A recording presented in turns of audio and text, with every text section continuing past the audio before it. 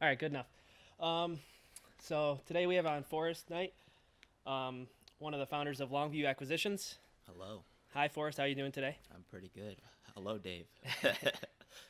So Forrest, I just wanted to talk to you today. You recently went through a deal. Just wanted to kind of walk through that with you, explain the process, how you found it, Yeah, etc. yeah. So I guess I'll start with how I found it. Before I started Longview, I've always been interested in, multifamily real estate. And then kind of in parallel to, building this company, I'm always putting out offers on, small, less than 20 unit apartment, buildings in the community I grew up in, which is Belleville, which is 30 minutes across the river from St. Louis. If you know the Midwest, you know where St. Louis is. It's the city with the arch. Um, so yeah, I put in crazy offers, and then that one stuck. It was a 6 unit in a town called Collinsville. Um, does Got it for 213.5, gross revenue 38,000 a year, and then I pro formated it at about 50%. OpEx does a little bit better than that. So in my pocket, first year I put in right around 20 grand, which is pretty good out of 37 grand, and then just doing the typical value add. So Yeah, that's awesome. So when you were looking, you mentioned under 20 units. Um, why did you pick that criteria? Why not more? Why not less? And then sure. how exactly were you looking for those deals, and where did you end up finding this one? Yeah, so under 20 units is actually kind of the opposite of what we're doing here at Longview. So Longview, we focus on 100 plus units. Um, since we're still tracking or hopefully taking on our first deal at Longview soon, I personally wanted to kind of do something to really, you know, throw myself into the trenches and figure out, what all the things were. I knew that there were a lot of things I didn't know. I've owned the building for about a month now, so kind of my thought process was, let's do a multifamily deal, still do it commercial loan, still do a value add, something that could support a property manager, basically a smaller version of what we're doing here, but something that I could run myself. So it very much is just an experiment and a learning process. I didn't do it because I love 6 units, or do I plan to buy that many more. I'm looking to grow in that market. Actually, at like 30 plus units now. But I knew that I needed to start. I think the hardest part is getting started, as everyone knows. So I was just like, there was a few goals. I think was I just need to start. I want to be uh, in the business. So I've started. I have something under management. I have a story that I can tell. I just finished renovating the first unit. It didn't go perfect. It went well. So I've learned a ton in the last 30 days, and that really was the point. And I'm going to keep learning more, but it's just made me more confident, really. And also made me, I have something that I can point to when I answer questions and things now. It's like I'm actually in the business. It's not just a concept. It's something I've executed on at this point. I'm just looking to do the same thing. So that's kind of the goal. Yeah, I think that's a great plan. So essentially, you want to tackle not a necessarily small unit, but a smaller unit that you yourself could kind of handle the operations on, just to kind of show Yeah, your merits. yeah. So when you wanted to tackle this project, what skills were you bringing, and how much involvement do you have? Like, are you completely overseeing it, or like, are you Sure. actually, putting up the sheetrock? Like, what actually are you doing to accomplish this remodel? Yeah, so I've built a team basically just through my property management company, and really boots on the ground that I have in the area. So I've got friends and family in the area, which helped me with throughout the entire process. So during the inspection, I wasn't there. I had my sister go. My sister and the broker went during the inspection. My sister took a bunch of photos and really just had her corroborate everything that they were saying. Right? It's like they said X, Y, and Z, and I said, "Hey, Lisa, is this true? Because I'm here in New York City." Um, which a lot of people, I talk to a lot of people and they want to buy something close by so they can look at it, but I know that that's not how I want to do my business. So I didn't want to start out by doing it that way. I just wanted to be as hands off as possible. I actually didn't see my property until after I'd bought it. The first time I actually went there and looked at it, I'd already written the check. Yeah, I think it's an interesting scenario you put yourself in because you kind of went long distance investing, but also knowing the area, kind Yeah, of. So yeah, that's kind of like a almost best of both worlds, really, in a sense, because you're not there anymore, so you kind of had to rely on people. So you got to use those skills, but then you also had some background, so it made it maybe a little bit easier. yeah. It's kind of piecing together what, even at Longview, right? So we're not in Jacksonville, we're not in Tampa, we're not in Orlando. We went down there to know the market and then to get, build relationships with people that could be feet on the ground, right? So I already had a market that I knew. I wasn't there, and I had people on the ground. So I already had, some of these pieces. So then I just really needed to find a deal. And then kind of to the earlier question around, the team and what I bring to the table, for me, it's just strategy, right? I do everything through the spreadsheet, figure out what the, min max on everything is, or, basically how much money should be put into each unit, what the maximum rent's going to be, and then ultimately, how much money everybody, should make in the deal. So I'm not doing any hands-on labor myself. I grew up doing a lot of like renovation with my dad and other people, so I have a general idea of the effort that things take. Like flooring is a quick, should be like a one-day job. In most cases, it's just a really fast thing. So that's just something. It's a really simple example, but I'm not gonna get scammed on flooring estimates because like Right, you have a history I've in done that it background. before. Like it's with demo, you could do flooring in a day if you have enough people. So just things like that, random bits of knowledge that I have, and then ultimately putting the deal together, right? So I ran this two investors, very simple, barely put any money in myself. The money I put in was escrow and earnest money, I guess, which went into escrow, and then just funding some of the renovation, and then ultimately paying for any of the mistakes that I made. And like I said, it didn't go perfect. I didn't expect it to. But it's cash flowing. It's cash flowing pretty well. It's going to cash flow even better. So that's all I can ask for, So as far as you're using other people's money, like you mentioned, you kind of have a small equity invested yourself. What kind of structure, what kind of partnership did you offer, Sure. and who is involved, and how did you raise the money? Kind of get into that, I guess. Sure. So I got the interesting thing about doing a deal by yourself, right? And so Longview, we can go to people that are high net worth, and are looking to diversify their portfolio. They probably have money invested already. They spend a lot of time doing that. So the people that invest in this deal, because it's a smaller deal, aren't those same type of investors. And I knew that I couldn't go to some of my other connections and get them to invest in a 6 unit because it's not worth the time and effort for them, right? So I basically had to go to people with less money that were still looking to cash flow, etc. The way that I structured it is just straight equity into the deal. So it's essentially a partnership with different equity participation, and I'm just responsible for executing on everything. It's a really simple structure, and then everybody gets cash flows based off of just their equity participation. So there's no preferred return. It's not a syndication in that regard. Very similar model in that the cash flows are relevant to your position in the property. Just in most syndications, right, you have a preferred return as a limited partner, which is some percentage of your initial investment, right? This isn't that.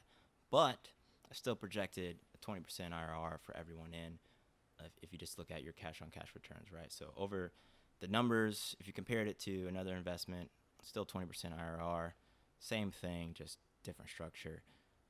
And I did that because it's simple. I'm one man, right? So you're asking what I do is I had to create the LLC, the bank accounts, get financing, Yeah, you get the run the one-man numbers. band right now. Yep. I deal with the property manager every day. I got a call at least 3 times during the renovation. You're talking about what I do. My contractor calling me at like 8 a.m. And some people are early birds, especially I know in the entrepreneurship space. That would be me generally, yeah. I am not an early bird, all right? I wake up at like 8:05 most days or 8:30. That's just me. But it's because I'm up late. I'm a night owl, okay? I'm working, but I usually go to bed at like 1 or 2. So, yeah, man, it's just getting phone calls and dealing with people, making, split decisions on the phone of like, one day my contractor, Greg, he's at the store, and the doors we wanted, they didn't have enough of them. And so we had to get a different door that was more expensive. These are for the exterior doors for the units or the interior Okay. doors. And so I'm just like, fuck, because I'm going to blow my budget. But we needed the doors. So that's and I Yeah. just have to make a decision. So hard really, hard it's like I crux could there. say, well, there were some choices. I could either say, let's hold off on it. I'm gonna have to go look, and it's probably gonna extend it by a day. It's another day where I can't put it on the market, etc. And the new doors, you also had to sand and paint because they weren't finished. So our goal was to get pre-finished doors, but now the doors that I got weren't finished, and so we had to buy paint, and I had to actually pay them like a few more hours of labor to do that. So ultimately, it was worth it. The outcome, the unit looks great, but yeah, it's just stuff like that you don't think is gonna happen. Yeah, I think that's those skills that you're trying to dip your toes into for the 6 unit that I think you're gonna.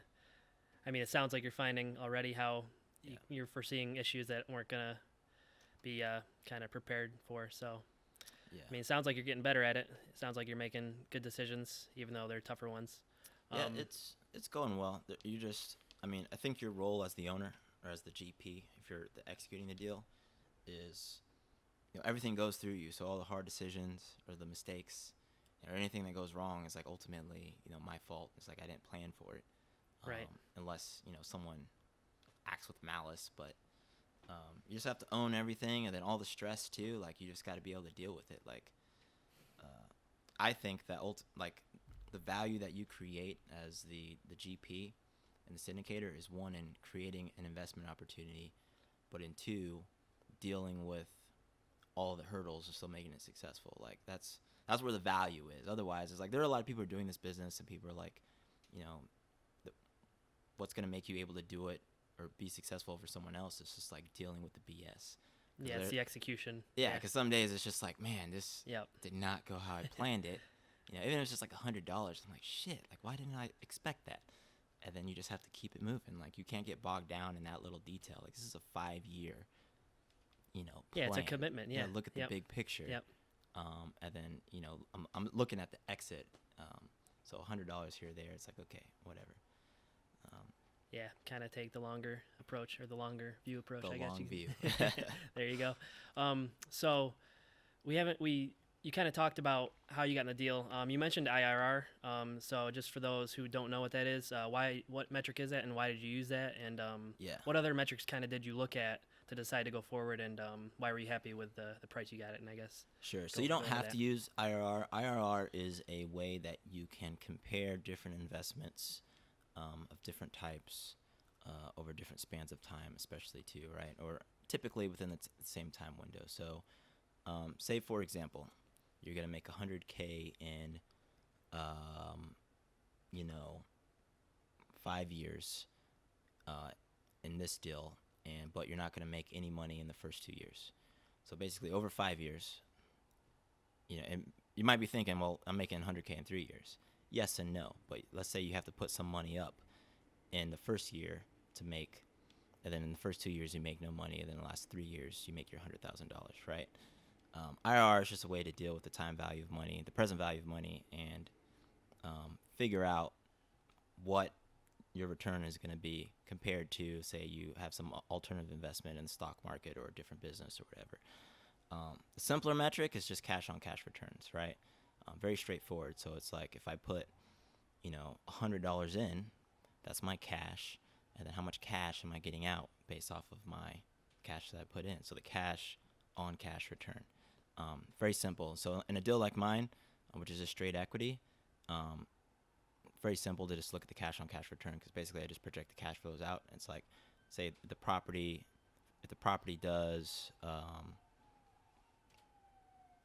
well, I'm mixing up ideas here, but to go down that line of thought, the property, let's say, does $100,000 a year, and you own 50% of the property, you make $50,000. All right, that's just how I do the deal. Basic, straight up. Very simple. Yep. And let's say that to own 50% of the property, you put in $50,000. Right? None of these numbers make sense, but your cash on cash return in year one would be 100%. You put 50,000 in, you got 50,000 Get back. all of it back. Yeah. It's $100,000, and your IRR in that sense would be insane. Astronomical. Yeah. But yeah, I mean, there's Just a couple tools to kind of look at what you're getting back as far as money, basically. and there are a few other things. There are high level metrics. I think if you're going to dabble in this business, interestingly enough, I see a lot of people online consider things that aren't cash flowing immediately very risky. If you're not sophisticated, if you don't have a pile of money, I think one metric has to be positive cash flow out the gate. You have to buy something Yeah. that's already cash flowing. You know, it doesn't matter what it is, but you don't want to buy something and then, you know, you're decreasing your net worth with every month that passes. There's So a time and a place for everything, but essentially, this is a business, so you got to be kind of making money yeah, to make it worthwhile to your investors or whoever you're talking to, unless you're talking, you have just so much equity or so much cash lying around that you can just afford to let it sit in some, yeah, definitely vehicle. But as a newbie, you want immediate yeah, cash flow. I As you think, get more sophisticated, there are tons of opportunities out there that aren't cash flowing immediately, but those are harder to execute on, and it's not a place you want to start in. You know, development plays, things like that, where you're borrowing money, and then there's some work you need to do for a while before you make any money. You know, there's holding costs, there's interest, whatever. right. Um, Probably not the best place to start. I have no interest in those things. I'm only gonna buy. I'm only gonna buy things that are cash flowing Forrest is a immediately. money guy. He wants it now. Yeah. Uh, So, moving forward, we mentioned kind of what numbers you looked at. So, you mentioned this is an equity play with your partners. What exactly do you have an exit, or are you trying to hold long term then, or are you maybe gonna see what kind of value you can get for the apartment, or yeah. maybe So attempt to try the market out? What is your approach there? so right now I'm putting the first unit that I just renovated onto the market. Gonna see how much rent I could command from it. It was renting for I think 515, and I put it on the market for 695. So it's a decent premium. Um, but as far as the exit goes, because this is my first one, I anticipate that I'm probably gonna sell this building. The plan, the overall strategy is to buy and hold. Um, but you know, so I have a background in software, right? And the things we always say on software projects is, you know the least when you start, right? So you know more about everything once you're doing the work. So this is my first one. It's probably going to be the worst one. So Yeah, let's say it goes exceptionally well, but I'm going to do better. And yeah. I so mean, I that's the goal. imagine, yeah, I imagine that the money that I can make from this, right, if I sell it and I have more capital, that I can get better, you know, cash on cash return with those dollars if I take my money out. So the plan right now isn't really, I don't have a plan one way or the other. Um, it'll be great if I hold on to it, just refi and hold on to it. It'll keep cash flowing. But I imagine that in 5 years, there'll just be better use of that money. So Yeah. I'll So probably sell it, but I don't know, you know. essentially saying that you're doing great now, but you think future Forrest is gonna really know what he's doing and kind of put your money in his hands instead, Yeah, basically, instead of yeah, letting it this sit in is old Forrest hands. yeah. Even if Yeah, I buy another 6 unit, yeah, like in 5 years, yeah. it's like It will it would probably be a be a better better one. deal or operate a better type of thing. So Yeah. So yeah, yeah, that's a good thought. So we're gonna wrap it up. We're gonna try to fire off some of these lightning round, fire round, hit whatever me, we want to call it, questions. fire away. So is there anything in real estate space that you've learned recently that was surprising or that we should know? So kind of something you don't, Ooh, read about, hear about. don't read about or hear about. You know, I'm trying to think of what any of the recent gotchas were. So here's, I don't know. 'Cause We I'm can so be, involved in the space. It's hard to like, you know, what did I yeah, recently yeah. just become aware of? There's all little tidbits, but they add up Uh, type of thing. yeah, I would just say in general, like, you know, on each deal, there's gonna be something you don't know. I think the biggest thing is that especially when it comes to like pro formas and modeling, um, it's definitely an art and a science. Like you need to understand the math, you need to understand what the numbers mean, but everything is so situational and specific to almost like that block, right? That specific little area. And if you just think Right. about the way that you live your life, like you can be in like the nice part of town in a nice zip code, but there's just those streets or places people don't like street or like street appeal of something. Like it's just so you just have to know what you're dabbling in. You have to know what people like. You have to understand the way that like people kind of tick, right? You can look at numbers all day, but for instance, like say you're in a great neighborhood, and then but you're not from the area, then you find out that this building that's been on the market with great numbers and it's in tons of economic commerce or whatever, and like, why is it still on the market? And it's like, oh, it used to be a prison, or like 80 people were murdered there or something. Just something and like outside of numbers that people just don't want to be living Yeah, there. So and you're like not going to even get the though money you think you should get, right? people are reasonable, and Yeah. it's like that doesn't matter, but it's like Yep. yeah, but It's a business based on people and their lives. So yeah, Yeah. So just that kind of ambiguous, but I don't have anything else. no, that's great. So next one, what is something you aren't good at but are working towards improving? Oh shit. First deal. Not good at. What am I not good at? I'd say a few things. So, might not seem like it, but I'm not an organized person, so I overcompensate for organization. I'm always making lists and just like knocking things out. So that's something I'm always trying to improve on. I think in general, though, a big thing for me has been execution.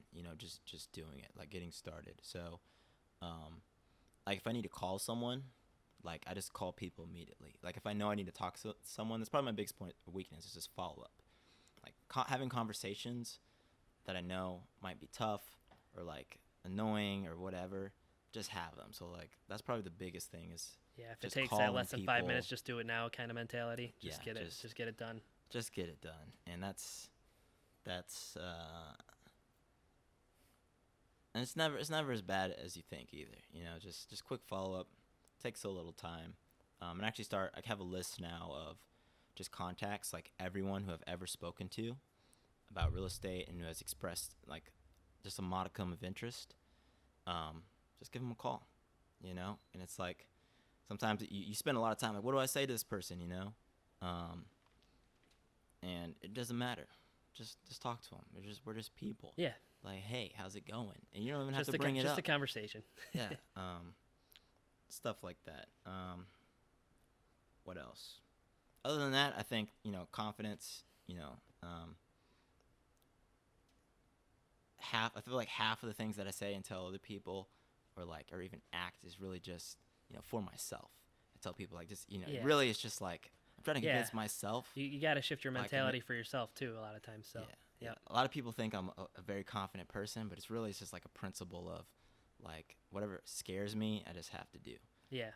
But I'm not. I don't feel like I'm more confident than anyone. Like I'm wigging out half the time. Yeah, the fake it till you make it mentality but type you of just thing. gotta So do it. yeah. Man. Just No, gotta get after I it. love that. That's awesome. So Yeah. So let's see. What advantage do you have / did you have starting out? We might have kind of hinted on this earlier, but definitely my experience growing up in rural America and having renovated, they're done hands-on like work in those types of communities helps me understand, because I grew up in the suburbs basically, so understand like that life. That's the market we're in. Like we're here in New York City, and it's very different. Like people's expectations, how they want to live, and everything's very different from the Midwest. Just totally different. Like when I used to live in St. Louis, and I lived in a like 1,100 square foot apartment. I had a roommate, and we each had our own bathrooms with walk-in closets. Like I had a double sink just in my bathroom. nice. It was nice, Yeah. right? Then my first apartment here, I had 2 roommates. My room was a closet, and people love that. Like Yeah, people, it's just similar growing pains with me. I just moved down and now yeah, went from I own a house upstate and now I live in a very tiny studio. yeah. A little So- different lifestyle. Expectations are different, but definitely understanding that market has helped with, figuring out, what, especially with value adds. It's like, how nice does something have to be for the people in that market to say that it's nice, Yeah. right? It's not New York nice or, what other place nice. It's like, what's nice in this market? I get that a little bit. obviously it changes as you move around, but I'd say my advantage is just, it's kind of weird, but just being middle class, and like understanding the needs and wants of middle class people. Like I grew up probably lower middle class, if anything. I was pretty broke, but I don't care about any of that. It's, Yeah, you kind of know what people want to see when they walk in the door. They want to know, what home feels like to them, basically. Yeah. That's awesome. And then kind of the inverse of that, what disadvantage did you have to overcome? Well, I had no money, so it's hard, man. So the hardest part about growing up in a small town, very cliche, but I don't have any money, and nobody that I know has any money. Right. So the only way that I was able to build a network of investors was by educating myself, becoming a valuable member of society myself, ultimately leaving the community that I grew up in, and connecting with and meeting other people. Right. So it's just a lot of work. It's compared to I compare myself to, not in like a negative way, but just looking at some of the people I grew up with and around there. There's a long road to get to where I am today. So, yeah, man, I think, it's a common problem that everyone has starting this business with, like, finding money, Right. for sure. But yeah, the networking is kind of unnerving when you start out. I remember, it's like, so what do I say to people? Because I have no anything to like really back myself on. They're just gonna, but then you just start talking to people, and then it's really more natural than you kind of find in a way. It's interesting, and I think there's an inherent value in just existing and being who you are, right? Yeah, So it's like, it's an intentions thing, I think. most of the people that I talked to about this had no idea that this was a possibility, right? So at the start, I'd be like, well, why would anyone give me their money? But then it's like, well, Why if I didn't speak to them, there was no other opportunity for them. Or even the people that are successful business people, right? I have friends who are advisors, or et cetera, right? No one else is really offering this, and no one else knows or has taken the time to study the markets that we've studied and has presented this opportunity, right? So even though there are tons of syndicators in Florida and other people doing this, no one has talked to my network of people and given them the opportunity to invest in real estate. So just by existing, you're the first olive branch basically for those group of people.